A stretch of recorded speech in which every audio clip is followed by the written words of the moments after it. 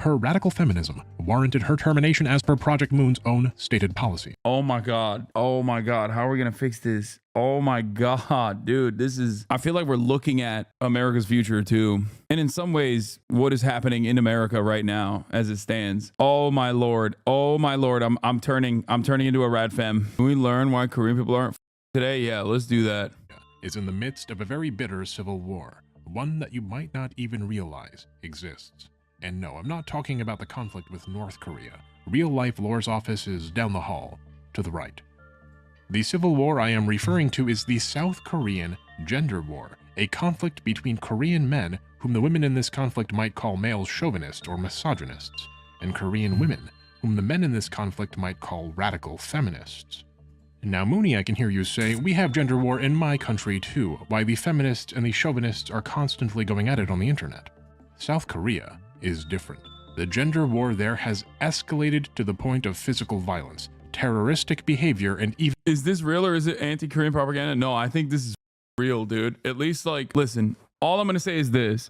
You wouldn't have a movement like the 4B movement, which is like a bunch of women saying like, we're not even interacting with men at all, if this was not a very glaringly obvious, very real, and like uniquely bad problem. Because like a lot of Americans after the Donald Trump election victory went on TikTok and were like, oh, let's do our own version of the 4B movement. And I don't think it'll stick. Partially because a shit ton of women in America are also obviously very misogynistic. There is a racial dynamic at play here as well.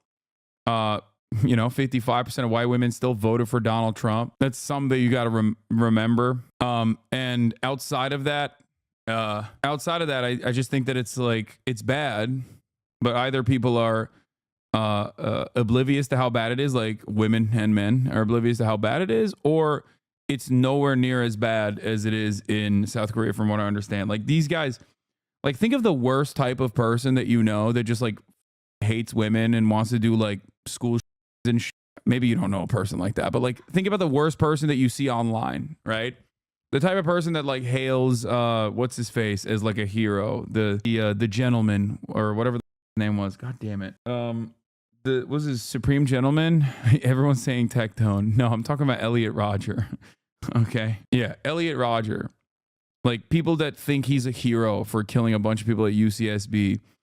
I feel like in Korea there's like it's more permissible to be that outwardly incel. Even political upheaval. And the tension in Korea. Don't just say white women, why are you doing that? No, I'm saying that like there is a ton of internalized misogyny amongst women in America. Like the majority of white women voted for Donald Trump. Also, white women make up the majority of women.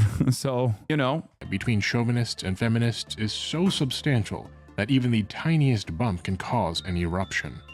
This is the story of one such an eruption. A new front in the war between men and women in Korea started over something almost unbelievably trivial. That thing being gacha game art.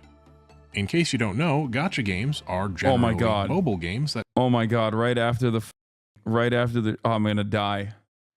This coming right after we watched the Sean video about grums and how like American gamers and Western gamers like constantly talk about booba in video games. Oh my Lord, dude. Oh God. Oh, G, save us. Even though you make so much gacha. Oh my God, I just realized G is not going to save us. He's making gacha as a weapon. He's making gacha games as a weapon. Oh my God, dear leader G, you have unleashed such a devastating tool upon every capitalist nation on this planet. Oh my God. That implement a randomized vending machine mechanic, or gacha mechanic, so named for the sound a Japanese toy capsule vending machine makes when you turn its crank. In gacha games, you pay in-game currency, which can sometimes cost real money, and you receive, well, something. That something very often being a character or character skin that you can then use in-game. The very notion that mobile gacha games could lead to political upheaval is absurd. How does a society as sophisticated and wonderful as Korea's arrive at a point where animated waifus can result in terrorism? This conflict has deep, winding roots in Korea, and we're going to try to approach this topic with a nuanced perspective. To do so, we'll explore both current events and historical context, both his story and hers story, in order to understand why little C's can cause such big trouble. Stop sending me the BBC semen extraction video, please. I'm not gonna watch it, okay? Please. But first, a quick word from our returning sponsor, Brilliant. Moon Channel viewers have enthusiastically told me about how Brilliant has worked for them. Remember, And so this, I'm happy to this have channel Brilliant is a new sponsoring channel that another I'm video. reacting to. It's called Moon Channel. It is not Like to be me, have a mistaken with the lifelong love of reactionary learning, channel yet Moon, often okay? struggle to I made find the that time mistake. for You wholesome shouldn't. growth. And we're Brilliant doing might be ethical reacts, exactly so I'm what gonna you're let this looking ad for. run.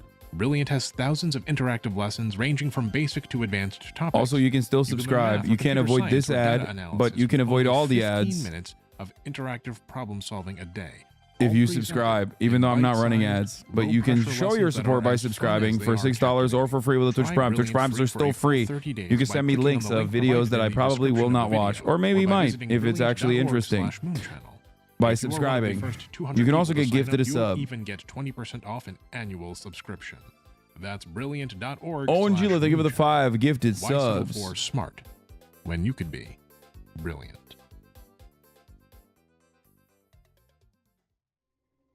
Our story begins in February of 2023 with a small but rapidly growing indie game studio called Project Moon. No relation.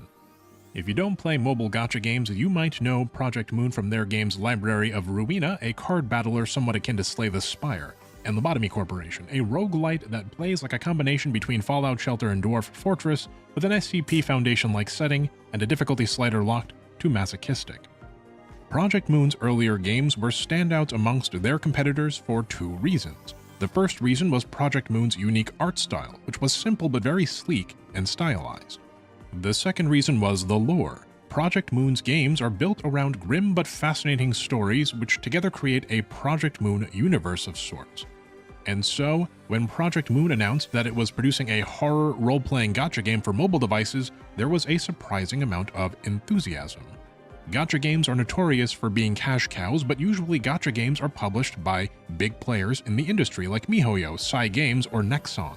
Creating a gacha game that players will actually enjoy and spend money on is quite an endeavor. It's literally like creating an MMO, not just any team can do it. But Project Moon is not just any team, and they did indeed release their gacha game Limbus Company to very positive reception. Fans of Project Moon were, well, over the moon with Limbus Company, and they promoted it far and wide, with whispers of the game's surprising depth and unique art reaching even the dark, festering grottos of Western gacha Reddit. Limbus Company exploded in popularity, far exceeding the expectations of Project Moon. I would know, I fell for the hype myself and tried it back in early 2023. The game is a little bit like Darkest Dungeon mixed with Project Moon's former game in Library of Ruina, which I also happened to play. I determined back then that the game was neat, but too involved for me. I just didn't have the time to play. Evidently, not everyone shared in my sentiments. Limbus Company's player count grew and grew and grew. Prior to Limbus Company's release, Project Moon's highest ever player count for a game was in 2021 when Library of Ruina briefly saw a peak player count of roughly 7,000 players. By April of 2023, Limbus Company reported roughly 260,000 players and a revenue of $1.8 million within just 2 months of release, as per MMOByte.tv.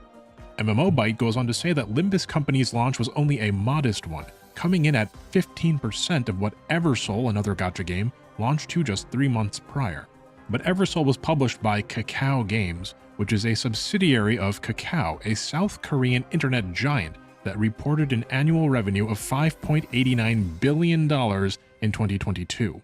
Limbus Company taking home 15% of what Eversoul launched to is an extraordinary achievement for an entity as small as Project Moon. However, this smallness, this relative inexperience, came at a cost for Project Moon.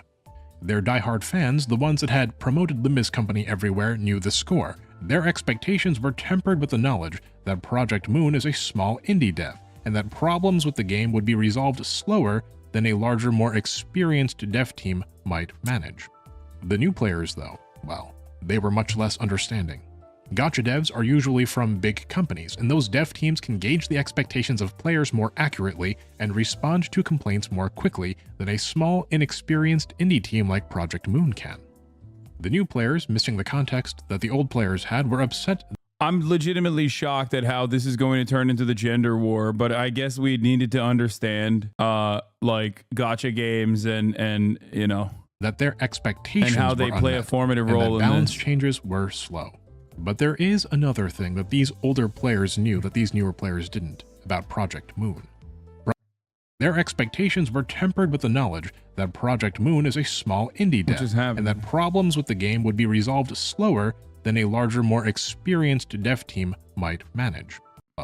But there is another thing that these older players knew that these newer players didn't about Project Moon. Project Moon, you see, has an unstated anti-lewd stance. Their characters can be attractively designed, sure, but they make it a point to avoid egregious fan service, meaning sexualization.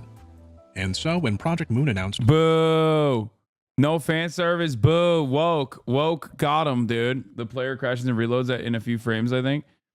Boo. That Limbus Company would be adding 2 swimsuit characters for the summer season, the older players weren't expecting anything lewd. But the new players, the overwhelming majority of players, were expecting what every gacha offers for summer swimsuit characters.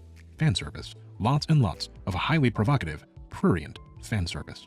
One of the 2 summer characters was a male character named Summer Sinclair. He wore swim trunks, a collar, and not much else. Whereas the female character released was Summer Ishmael, and she wore a skin-tight diving wetsuit. Ishmael's usual outfit is a suit and tie, and so the wetsuit is quite fan-servicey. The skin-tight nature of a wetsuit, the focus on the character's body, it's all heavily sexualized, and this is for a company which has a history of avoiding such sexualization. But this wetsuit was not revealing enough for the new players, who were expecting the usual.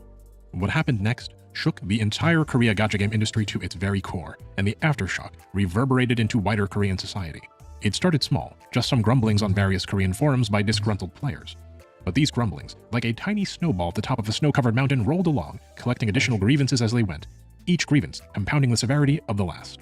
The wetsuit being insufficiently Bro, this is literally, oh my god. This is the exact same thing. Oh my god. This is Korean Gamergate.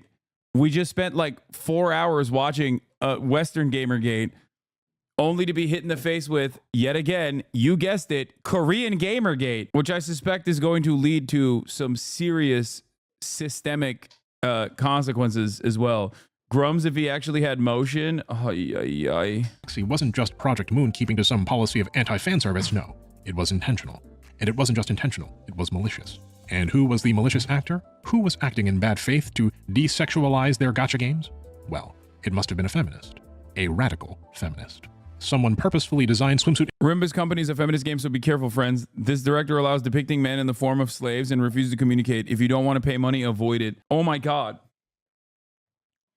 Okay, I'm calling for a mass purging of the gamers. We need to put them in the work camps immediately. Okay, I'm realizing that it turns out the real problem was gamers all along. It's making me it's making me go against my normal materialist analysis. It's making me focus maybe entirely too much on one specific group of people, on the virtue of their consumption, but honestly, it's valid. Ishmael and the Korean gacha gamers.